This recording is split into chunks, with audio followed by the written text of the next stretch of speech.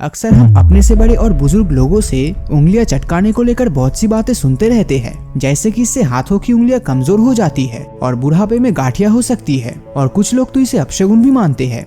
और जैसे ही कोई इनके सामने अपनी उंगलियां चटकाते हैं वो उनके ऊपर चिढ़ जाते हैं। वैसे तो दुनिया में दो तरह के लोग होते हैं, एक जो हमेशा ही हाथों की उंगलियों को चटकाते हैं और दूसरा जो ऐसा करने से बुरा मान जाते हैं। लेकिन हमारे लिए जानना जरूरी हो जाता है कि उंगलियों को चटकाने से क्या सच में हमारी बॉडी में कोई नुकसान होता है, क्योंकि आखिर ये तो हमारे शरीर का ही हिस्सा है और हमारे बॉडी से ज्यादा और इम्पोर्टेंट क्या हो सकता है। और तो और उंगलियां चटकाने से वो सुकून देने वाली आवाज कहाँ से उत्पन्न होता है ये भी जान लेते हैं। हमारे बॉडी के अलग अलग पार्ट्स की हड्डियों के बीच जॉइंट्स होता है, यानी कि हमारे फिंगर्स, लेग्स, नेक और बैक जैसी जगहों में दो हड्डियां आपस में आके जुड़ जाती है। ऐसे जॉइंट्स को हम साइनोवियल जॉइंट्स कहते हैं। इन्हीं जॉइंट्स के बीच थोड़ी सी स्पेस रहती है ताकि इन हड्डियों को हम मूव करा सके। साइनोवियल जॉइंट्स के बीच साइनोवियल फ्लूइड होता है, जो एक चिपचिपा सा लिक्विड सब्सटेंसेस है।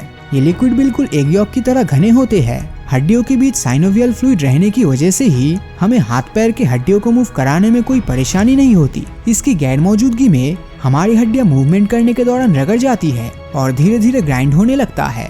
ये फ्लूइड असल में हमारे हड्डियों को पैडिंग देने का काम करता है। सीधे शब्दों में कहे तो साइनोवियल फ्लूइड हमारे शरीर के बोन्स के जॉइंट के बीच वही काम करता है जो मशीन में ग्रीस का काम होता है। अब जैसे ही हम अपनी उंगलियों को चटकाते हैं तब हमारे जॉइंट के बीच की स्पेस बढ़ जाती है। ऐसे में साइनोवियल फ्लूइड में प्रेजेंट CO2, ऑक्सीजन और नाइट्रोजन उन स्पेस को कवर करते हुए बुलबुले फॉर्म करती है, और जैसे ही हम उंगलियों को मोड़ते हैं तो बुलबुले फूट जाती है। यानी साइनोवियल फ्लूइड में बने बुलबुलों के फूटने की वजह से ही ऐसी स्ट्रेस रिलीव करने वाली मजेदार आवाज निकलती है। ये प्रोसेस बिल्कुल वैसा ही है जैसा कि सोडा या कोक के बोतल खोलते समय कार्बन डाइऑक्साइड रिलीज के दौरान होता है, लेकिन एक बार उंगलियों को चटकाने के बाद दोबारा क्रैकिंग साउंड नहीं आती। ये इसलिए होता है क्योंकि फिर से साइनोवियल फ्लूइड के अंदर CO2, ऑक्सीजन और नाइट्रोजन को घुलने में तकरीबन 20 मिनट का टाइम देना पड़ता है, और जब तक ये सब गैसेस साइनोवियल फ्लूइड में नहीं घुल जाती तब तक उंगलियों को चटकाने से भी साउंड नहीं निकलेगा। यानी एक बार उंगलियों के जॉइंट को क्रैक करने के 20 मिनट बाद ही हम दोबारा उस उंगली को क्रैक कर पाएंगे। अब सवाल ये आता है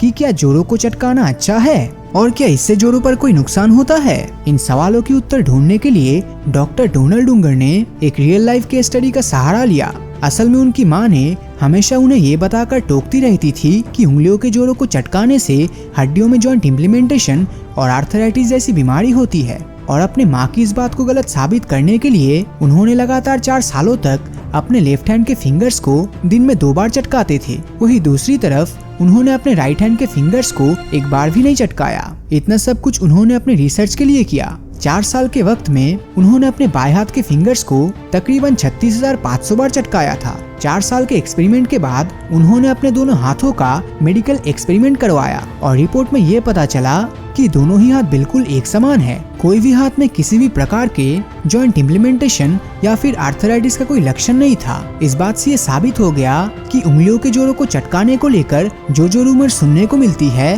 वो सारी बातें झूठी है। लेकिन कुछ साइंटिस्ट डॉक्टर उंगर के किए गए रिसर्च को नहीं मानते। उन साइंटिस्ट का कहना है कि हड्डी आपस में लिगामेंट से जुड़ी होती है, इसलिए बार बार उंगलियों को मोड़ने पर इनके जॉइंट्स के बीच की साइनोवियल फ्लूइड कम होने लगती है और उम्र बढ़ने पर ये पूरी तरह से खत्म हो जाती है। ऐसे में हड्डियों को मोड़ पाना संभव नहीं होता। तब हड्डियों पर जॉइंट पेन और आर्थराइटिस जैसी बीमारी होती है, और तो और हड्डियां कमजोर होकर उनमें गैप हो जाती है। इसीलिए उन साइंटिस्ट का कहना है कि हड्डियों के जोड़ों को ना चटकाना ही हमारे लिए फायदेमंद है।